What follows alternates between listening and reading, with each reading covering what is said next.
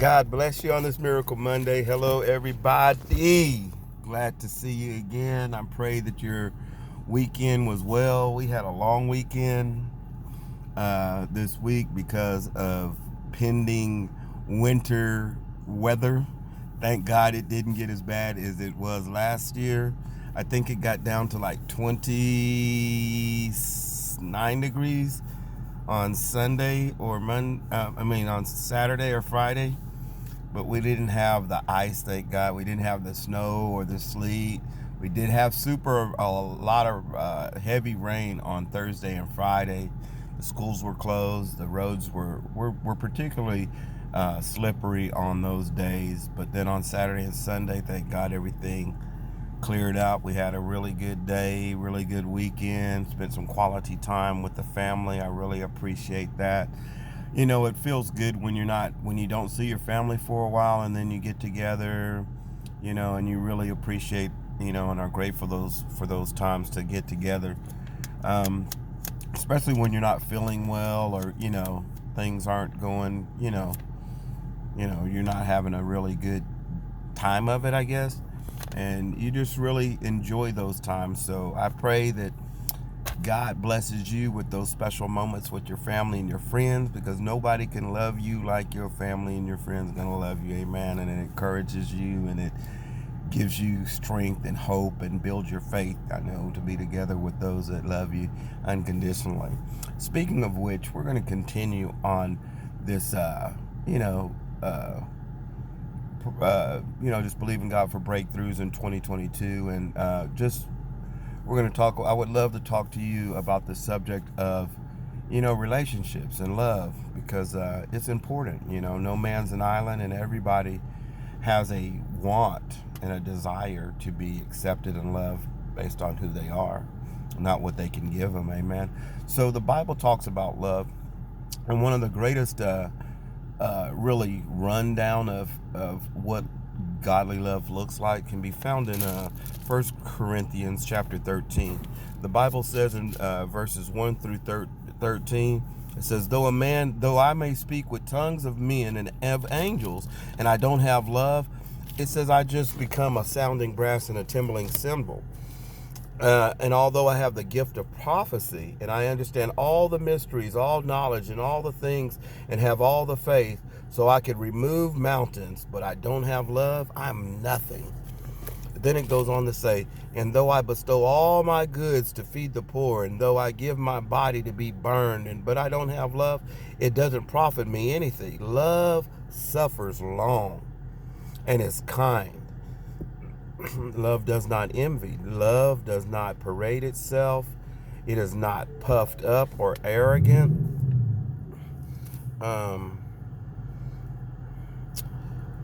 Does not behave rudely. Does not seek its own. It is not provoked. And it doesn't think evil. It does not rejoice in iniquity, but rejoices in the truth. It bears all things, it believes all things, it hopes all things, and it endures all things. Love never fails. But whether there are prophecies, they will fail. Whether there are tongues, they will cease. Whether there is knowledge, it will all vanish away. For we know in part, and we prophesy in part. But when that is which is perfect has come, then that which is in part will be done away with. When I was a child, I spoke as a child. I understood as a child. I thought as a child. But when I became a man, I put away those childish things. For we see in a mirror darkly, but then face to face. Now I know in part, but then I shall know just as I also am known. And now abides faith, hope, and love. These three. But the greatest of these things are love. So in this chapter, the love chapter, that's what I like to call the chapter 13 of 1 Corinthians.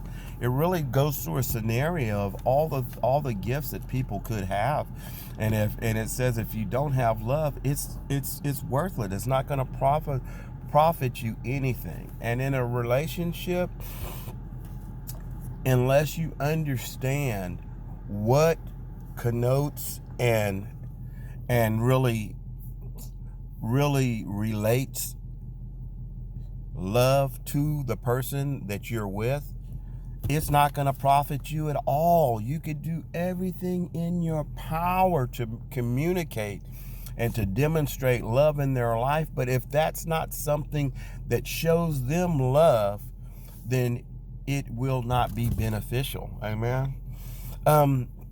For example, if your mate feels like the highest and greatest expression of love that you could ever do for them is wash the dishes and vacuum the carpets and fold the clothes and fill up their car with gas and wash their car and do chores around the house, those chores around the house and go take the kids to school and take them to the doctor and take them to take your dogs to the vet. And all you are doing to show your love language is giving them massages or expressing yourself in public displays of affection and buying them gifts and telling them that you appreciate them and listening to them uninterruptedly. Although that may bring some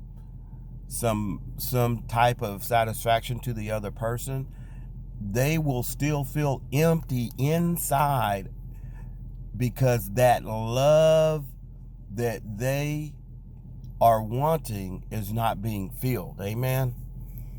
So understanding and finding out what that person's love language is, the greatest and best way you can express yourself to them and show them how much you love them is by doing what they desire and they need to really feel that love that will satisfy their soul. Amen. So there's a quiz, and I'm going to see if I can find it and put it on here. But it's a love language quiz that you and your significant other can take. Even teenagers can take it, because it's important to find out what is your love language. What makes you feel the best, What makes you feel complete? What makes you feel like you're on top of the world? There's some love that you get, man, that makes you feel like you're floating on a cloud. And that's the love language that the Lord has designed for every man and every woman to enjoy. Amen.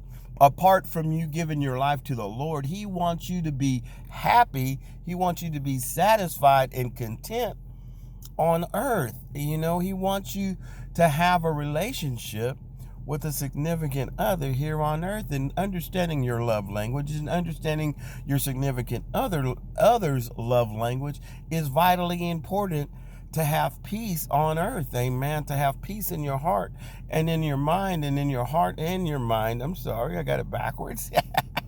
But it's so good to have a spirit filled with love. There's nothing like loving somebody and knowing that they loving you, and just having just being with them is cool. Just being able to know that if the world falls around you, amen, if heaven and earth is against you, amen, that you and your mate could storm the gates of hell with a water pistol because you're there for each other and you love each other and you are walking in unity in such a great inseparable bond that you think you can face everything. And that is what is so satisfying to me, to know that I can go into any battle, I can go through any situation and face any devil, any demon, even any tragedy or even any adversity, knowing that my woman's going to be there with me.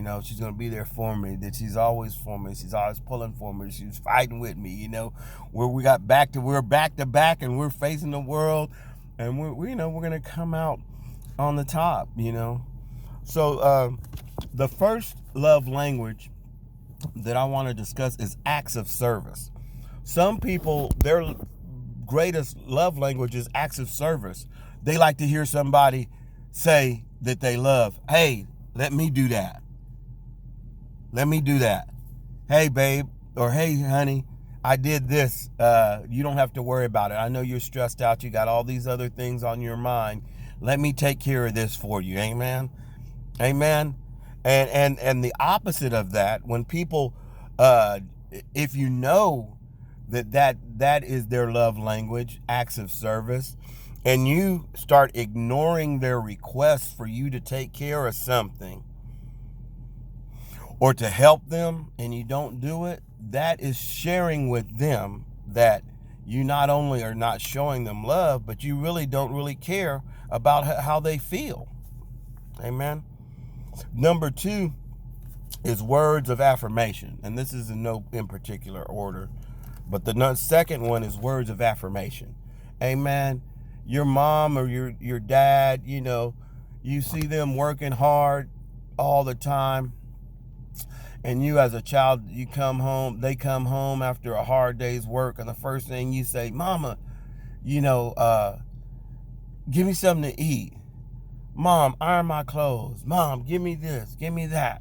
Or you're married and your husband comes home from a hard day's work, and the first thing you hit him with is 1,000 problems. Amen. And you just skip over those things that they sacrifice for you, instead of saying, I love you, I thank you, I know you had a hard day, I know you had a long day, I know you had a stressful day, tell me about your day. Oh, I'm so proud of you. Gosh, I know it's tough, I know you're going through something. Them hearing 199 problems and you're the cause of all of them is not expressing to them in their love language. Amen. But you saying that you appreciate them and you're proud of them, and that no matter how bad it gets, that they're going to make it through it because they're strong and they're vivacious and they're resilient and they're brilliant. Those type of things will build them in their love language. Amen. So think about that when you are thinking about how you could express yourself to your loved one. Amen. The next one we're going to talk about is quality time. Quality time sometimes is not necessarily going to Water Park USA, going to Space Mountain, going to the club, going to the mall, having a shopping spree, taking them out to dinner. Sometimes it's just taking a quiet walk with them. Sometimes it's as easy as just turning off everything in the house, all the radios, all Alexa, your tablet, your iPhone, your iPad, your so many devices, turning them off, getting off the phone, turning off the TV, and making everything stop. And you just give your full, undivided attention to that person and have conversations and listen to them. Let them talk. Let them share. Really give them your full undivided attention. Amen. That shows them, because quality time is their love language, that shows them how important they are to you and how much you love them by listening and not looking at your phone, not listening to your radio, not getting up and walking away in the middle of their conversation, but being there, undistracted. Amen. That's a really good expression, really good way to show that you love them. Let's talk about physical touch. Physical touch can be from making love to holding hands, hugging, touching their face, giving them a massage, painting their fingernails and toenails, Some people love physical touch. That's their main love language. And when you withhold it, wow, that's not my thing. That's not my thing. Uh, it shows them that you really don't care about how they feel. And, you have to grow into it. You have to be able to sacrifice what makes you comfortable, because marriage is not about comfort. It's about you working and them working to become one. And it's work. Amen. That puppy love and that all that stuff that happens when you're dating and you first get married, it will wear off. Amen. It doesn't mean that you won't have those deep feelings and won't feel like you're walking on cloud nine, but it's work, because it's a growth and it's a process. And when you're walking together, you're growing and you're maturing at different times. And there's levels to this love. There's levels to this love. Amen. And you got to be willing to grow and to be flexible and to be willing to change throughout your marriage life. Amen. If you want your marriage to last, you have to be willing to do so. And sometimes what first started off as their love language changes, and you can't hold that against them. There's things about you that you used to like and you don't like now. So you have to be willing to be light, loose, and flexible. Be willing to give and to give in, to sacrifice, to exchange. Amen. The way you feel about certain things to benefit your loved one. Amen. So remember that. The last one I'll talk about is receiving gifts, because a lot of people show their love language by giving gifts. They bring flowers, or they get you a gift card, or they buy you shoes, or they just it's natural for them to give gifts. That's their love language. They love to give because it makes them feel good. And although that's good, if it's not your love language, if that's not something that you enjoy, it's not really expressing to you in the highest and in the greatest and most effective way to show you that they love you. Amen. And it don't feel intimidated by saying, hey, I appreciate the gift, but you know what I really would have liked? I really would have liked us to really have a conversation. I like just sitting there and you looking into my eyes and you just telling me, you're just listening to me as I tell you, what's on my mind. That shows me how much you love me more than you giving me gifts. Amen. And some people love receiving gifts, too. And sometimes you'll be doing something that you think that is expressing yourself to them, like, maybe washing their car, when all they really would have loved you to do is give them a gift card, so they could go to get a pedicure or manicure or something like that. Maybe you're holding their hands and you're walking and they're like, I don't really enjoy that. I would rather him, give me a couple $100 so I can go to Macy's and they have they have 75% off sale and I can get me a whole new wardrobe. Amen. It's so important for your heart to be sensitive to these things, because in this day and age that we're living in, it's so easy to be distracted, to be discouraged, to get depressed. I mean, it is. We're just living in that day and age of paranoia, high stress, high tension. Everybody just believing the worst in each other. But love bears all things. It believes all things. Amen. It never fails. And I'm praying that your marriage, your relationship, your desires, your breakthroughs will come true in 2022. And that you already know that I'm praying for you and I'm believing the best for you. But I would like you to really challenge yourself to have these conversations with your significant other, because God wants you to take you from the bottom to the top, to the next level in your life, in your relationships, in every area of your life. And the most important area of your life is your relationship with the Lord. Only secondary, only and second to that, I should say, second to that is your relationship with your loved ones. Amen. And understanding their love language and doing your best, putting in all your effort to pour into that space, to show them that you understand their love language, and you're willing to sacrifice it all to let them see that you're going to talk to them in their love language. It will be a blessing. Amen. Because when God sees unity, he pours out his blessing on you. And that's what I want to see. And I would love to hear, what's your love language? Amen. And what do you think you need to work on to pour into your significant other's love language? And tell me what their love language is too.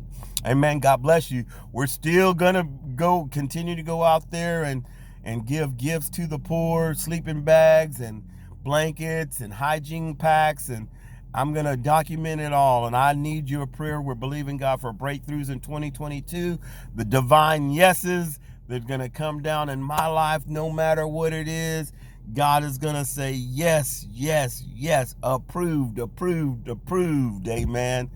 And we're just going to give God all the glory for being the burden bearer, our deliverer, our divine counselor, our Prince of Peace, and our gift. Amen. Greatest gift of all, Jesus Christ the righteous. Love you guys. Praying for you. God bless you. In Jesus' name, amen. Bye-bye.